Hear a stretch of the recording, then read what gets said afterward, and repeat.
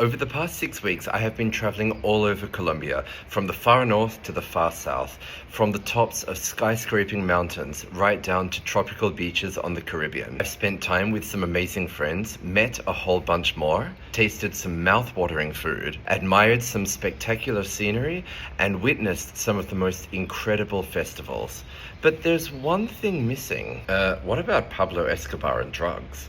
I didn't want to talk about this, but I've had a couple of people in my DMs asking me about this, so I think it's worth dealing with. Honestly, the only drug that has featured regularly in my travels in Colombia so far is Colombia's incredible coffee, and for that, Colombia deserves her flowers.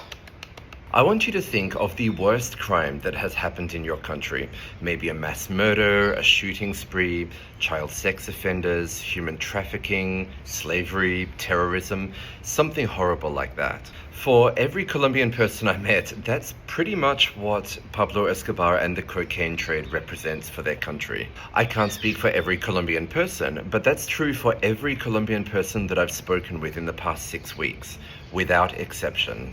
The cocaine business in Colombia is only possible with extreme violence against ordinary citizens. I've personally met people here who have been threatened, blackmailed, and even shot because somebody needed their money, their business, or their compliance. Even the national airline Avianca provides a leaflet in every seat on how to identify someone if they are being trafficked. Human trafficking is an industry which is very closely tied with the drug trade, and that's what narco trafficking means to the average Colombian. Aside from the horror, a lot of Colombians seem almost a bit bemused at Hollywood and many outsiders' glorification of Pablo Escobar and the narco trafficking scene. Like, would you want that in your country? Because we don't.